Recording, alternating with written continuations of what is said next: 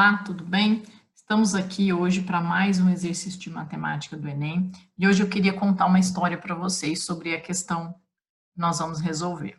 Essa questão, não me lembro que ano foi que ela caiu, mas eu me lembro de ter feito essa questão numa prova de Enem, porque eu faço as provas do Enem todos os anos, né? De real, assim, sento e resolvo todas as questões de todas as matérias. E aí, essa questão especificamente, ela era a última questão da minha prova de matemática nesse ano, no ano em que eu fiz essa prova. E eu me lembro do quanto eu estava desgastada, cansada, né? Assim, nós chegamos no final da prova esgotados emocionalmente, o nível de concentração durante a prova é muito alto, muito, né, se requer muita concentração, eu estava extremamente desgastada, e eu lia a questão e eu me confundia, eu falava, gente, eu não consigo ler, eu tinha que ler de novo, o texto é longo do enunciado, para ser a última questão na minha prova, né? E eu falava assim, a questão não é difícil, eu não posso errar, não posso perder essa questão, porque ela, vocês vão ver, a gente vai fazer conta de somar e subtrair, só isso, mas você tem que fazer uma leitura gráfica, uma interpretação dos dados e entender o enunciado que ele está pedindo. Muita atenção, então, no que a gente vai conversar aqui, tá? E é preciso a gente ter esse treino. O nível de concentração precisa ser alto durante a prova toda, porque mesmo lá na última questãozinha pode vir uma questão que exija de você estar 100% ligado e concentrado na prova. Vamos lá, então. Um comerciante que vende somente pastel, refrigerante em lata e caldo de cana fez um levantamento das vendas realizadas durante a semana. O resultado desse levantamento está apresentado no gráfico. Primeira coisa, o gráfico apresentado é o que a gente chama de um gráfico de radar. O que diferencia desse gráfico em relação ao que a gente está acostumado normalmente? Normalmente nós estamos acostumados a ver um gráfico de dois eixos, eixo X e eixo Y. Na verdade, aqui é um gráfico que está com 7 eixos. Cada eixo, cada linha aqui, na verdade, está representando um dia da semana. E cada eixo está com a sua divisão, que na verdade é a mesma para todos, né? Cada divisão aqui representando 2 unidades vendidas. E esse gráfico é sobre as vendas da última semana, da semana atual, não do que ele vai prever, que a gente vai ler no enunciado ainda. Ainda para entender, a linha pontilhada preto é o que representa o caldo de cana, a linha cheia cinza é o que representa o refrigerante, e o pastel está representado com a linha cheia preto. Então, tem informações sobre 3 produtos durante uma semana toda, organizada nessa forma de radar, que me dá a ideia, né, de uma representação, de um posicionamento de um radar. Ele estima, esses são os dados da semana. O que ele vai estimar? Ele estima que venderá, em cada dia da próxima semana, uma quantidade de refrigerante em lata igual à soma da quantidade de refrigerante em lata e caldo de cana vendidos no respectivo dia da última semana. Ou seja, o que ele vai vender na semana seguinte de refrigerante, ele está prevendo que seja a soma do refrigerante com caldo de cana vendido nesta semana, que é o que está representado no gráfico. Quanto aos pastéis, ele estima vender a cada dia da próxima semana uma quantidade igual à quantidade de refrigerantes que prevê vender em tal dia. O pastel da semana seguinte é igual ao previsto do refrigerante da semana seguinte. E já para o número de caldo de cana em copos, ele estima que as vendas diárias serão iguais às da última semana, não vai ter alteração.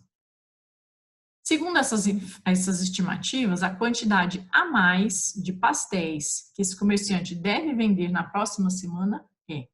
Se eu quero saber o quanto a mais ele vai vender, eu preciso saber o que ele vendeu nesta semana e o que está previsto para a semana seguinte, para daí sim eu fazer a diferença entre esses dois valores.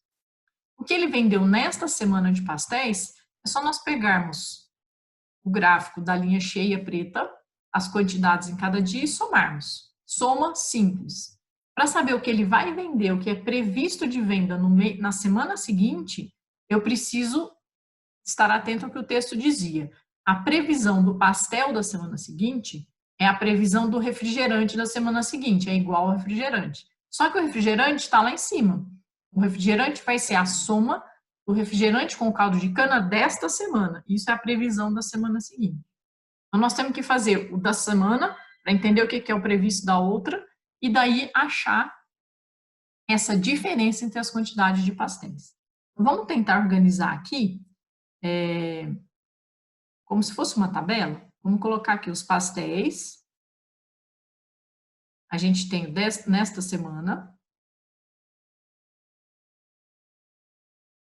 nós temos as informações da semana seguinte, vou só colocar aqui seguinte. E nós temos a separação aqui dos dias da semana, vou organizar como se fosse uma tabela. O que acontece na segunda, na terça, na quarta, na quinta, na sexta, no sábado e no domingo. Okay? Para nós irmos retirando essas informações do gráfico e fazendo a soma desses valores. Os pastéis nessa semana, na segunda-feira, é o que está na linha preta. Então, vamos lá. Segunda-feira, o pastel está aqui, né? Linha cheia, chega nesse ponto que é leitura 2. Na escala aqui, cada divisão vale 2 unidades.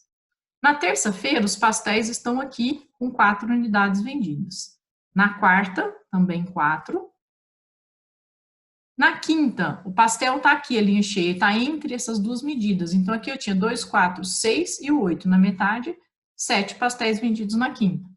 Na sexta-feira, a quantidade de pastéis foi exatamente 8. No sábado, foi 10 e no domingo também 10.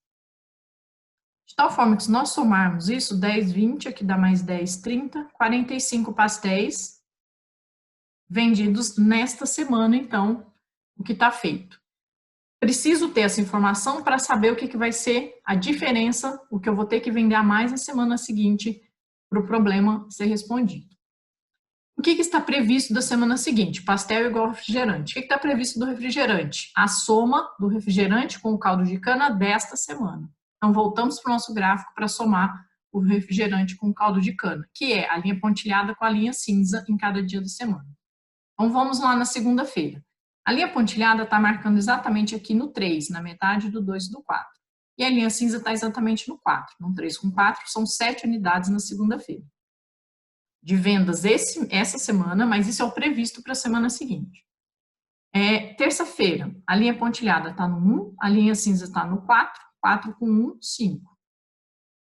Na quarta-feira, pontilhado está no 2, o cinza está exatamente entre o 4 e o 6, então aqui é 5, 5 com 2, 7 unidades também na quarta-feira.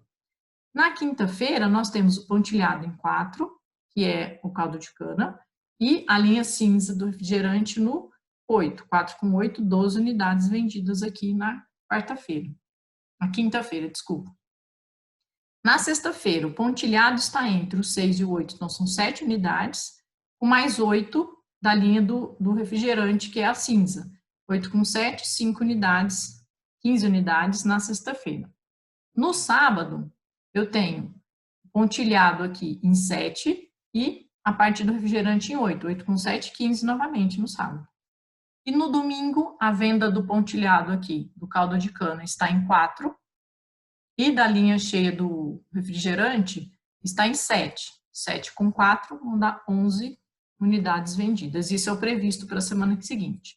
Nessa soma toda aqui, nós temos uma quantidade total de 72 unidades previstas de venda de pastéis. Isso era o previsto do pastel com refrigerante. Vamos lá, aqui que era o refrigerante, fizemos a leitura, fizemos a soma. Olha só, não tem dificuldade de operação. É só uma dificuldade de interpretação e de extração de dados desse gráfico. Saber fazer a leitura e muita atenção em não pegar valores trocados, né? Errar ali o valor do gráfico. Se eu quero saber o que está previsto de venda a mais, agora é só a gente fazer a diferença do 72 com o 45.